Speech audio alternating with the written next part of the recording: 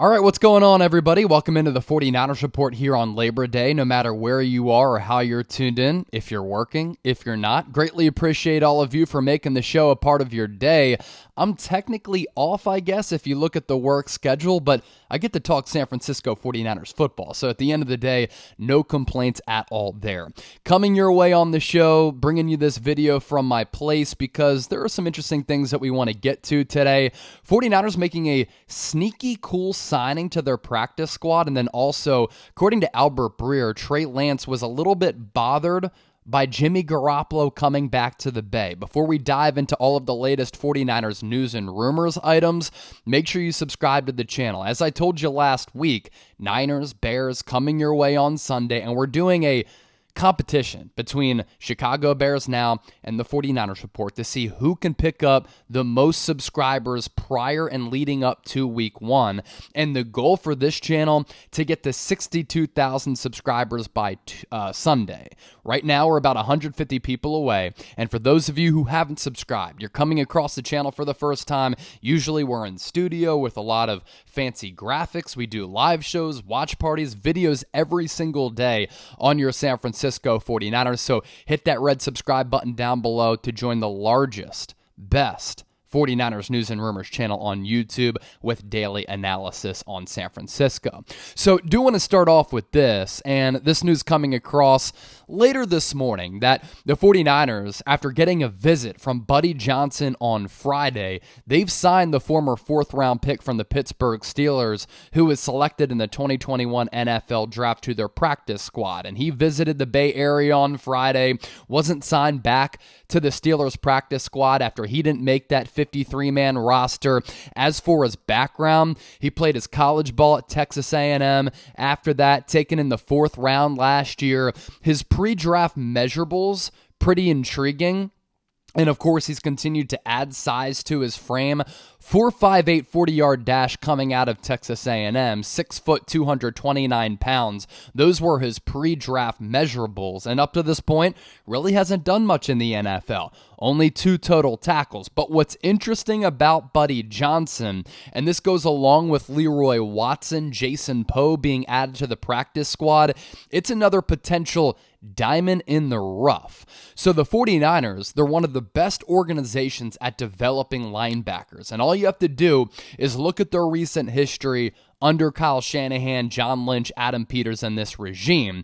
Johnson could be one of the next linebackers who's put into this developmental program at that linebacking spot and becomes a pretty good player down the road. And San Francisco is taking some chances on these players with athletic upside, putting them on the practice squad, stashing them there in hopes that they can develop them. They did that with Marcelino McCrary-Ball, who was a UDFA out of Indiana. Luckily, he wasn't claimed by a different team after he didn't make the Niners 53-man roster. Now he's back, and now Buddy Johnson enters the mix. And the recent linebackers drafted by this organization, it's not like they're taking these guys in the first or second round. They're developing them at a really good rate with one of the better player development programs at that specific position in the NFL. Defensive linemen as well. I think this organization as a whole does a good job of developing players. Now, they got to get Trey Lance right and get him ready to go for sure, but let's just focus here on that linebacking spot. Fred Warner was a third-round pick coming out of BYU, all-pro player. Azeez Al-Shaair, undrafted free agent, now starting linebacker for arguably the best linebacking core in the NFL, and then Dre Greenlaw, a fifth-round pick. So you've seen the trend here of these linebackers getting selected from the third round on UDFAs, and Buddy Johnson, maybe he goes onto this practice squad. The Niners develop him as well with that intriguing athletic upside, and he becomes a player down the road. Obviously has some pedigree after being selected in the fourth round of the 2021 NFL Draft. So that's the signing that the Niners made.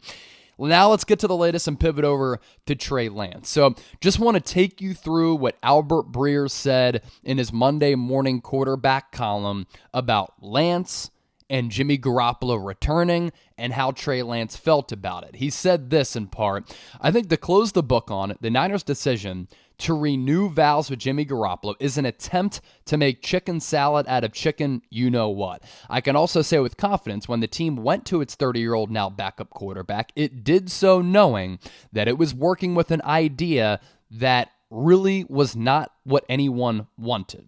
And that's what we discussed, right? Ideally, you wouldn't have to bring Garoppolo back. Backup quarterback play was a little bit suspect from Nate Sudfeld, Brock Purdy, if Trey Lance were to go down. And Lance, we know, is inexperienced, a little bit raw, and that game against the Texans was certainly troublesome to a certain degree, even though the offensive line was porous. More from Breer. Garoppolo wanted to start. The Niners wanted picks for him. Garoppolo had that shoulder surgery in March, which made it tough for any team to grant his wish, especially since this happens to be a contract year for him. And you have to remember, base salary $24.2 million. And because it was hard for a quarterback-needy team to reckon with the idea of trading for a quarterback with a bad throwing shoulder, and it became impossible for the Niners to get fair trade value for him. Which is why we're here with a compromise that Garoppolo is back as the backup, with Kyle Shanahan having declared Trey Lance as the starter on a deal worth purposefully less than the rookie deal that Lance is playing on. Important note there. And doing the deal, $6.5 million base, and then all those incentives, it can go up a lot. Here's where it gets a little bit interesting, and it's kind of blown up on social media today.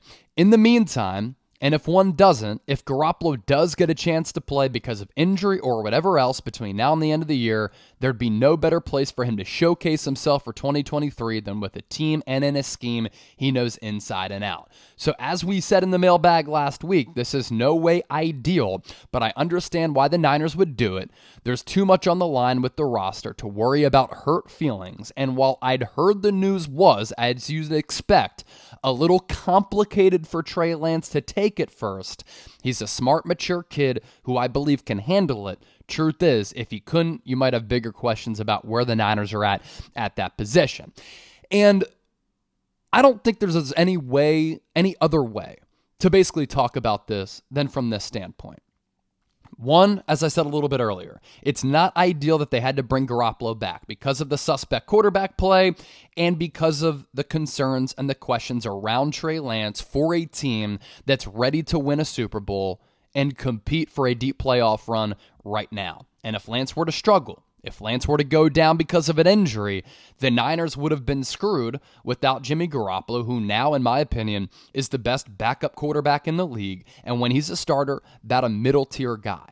And I know that San Francisco is doing, kind of that damage control in saying the media and all of the outside noise from the fan base, they can drum up a controversy about Garoppolo being back, but here in the locker room, it is what it is, and Trey Lance is happy to have Garoppolo, so is the team, and it's not going to cause any drama or friction.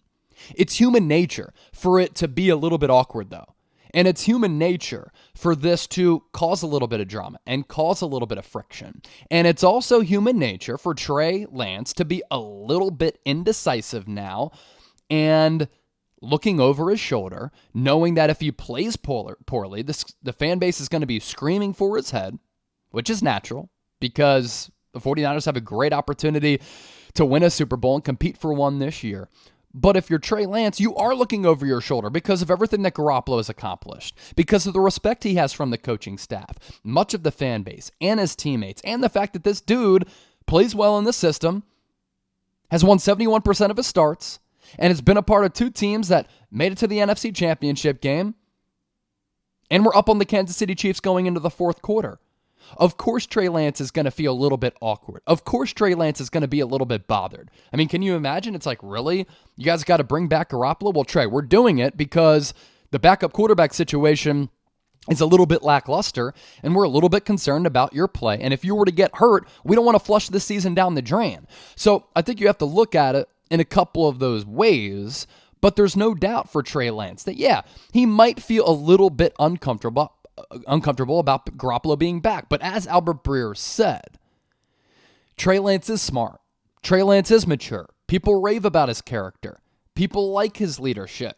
He has the mental acumen to deal with this and to succeed in the NFL. And if you can't deal with competition, because there's that saying out there, competition brings the best out of everybody, then maybe you're not fit to play quarterback in the NFL. Now, for me, I don't know if I would have brought Garoppolo back. I had said Nate Sudfeld, Brock Purdy as a second-string quarterback. Maybe for a game, you can scheme things up and have the advantage to your side where you can survive. I mean, shoot, Kyle Shanahan did it with Nick Mullins and C.J. Beathard, right? And bring Garoppolo back does give you some really good insurance. But at the same time, some concerns about the fan base having the reaction, the team and the players having the reaction if Trey Lance plays poorly to put Garoppolo in, because what do we know about Lance and what's his biggest weakness right now? Lack of experience, lack of reps, just not playing a lot of football. And he needs that wiggle room. He needs that cushion to make mistakes, deal with them, learn how to overcome them, and you get that with game reps. And if you take that away, then you might spoil the development of Lance, who has a lot of potential given his size and athleticism. So I kind of see both sides of the argument here. The human nature side, the 49ers side, the fan base side, where Garoppolo's coming from, where Trey Lance is coming from. It is interesting nonetheless. And of course, the 49ers can take care of all of this, and the 49ers can deal with this by winning football games. You win football games, doesn't matter at the end of the day. Trey Lance plays well, doesn't matter at the end of the day. If he struggles and the team struggles, though, my goodness, that noise is going to get loud. If you made it this far in the video, I want you to type 49 for the 49ers. If you're a real one, you can type that as well. Greatly appreciate it. Make sure you subscribe. Tomorrow, we'll be back in the studio going live on the 49ers Report. Can't wait to see you then.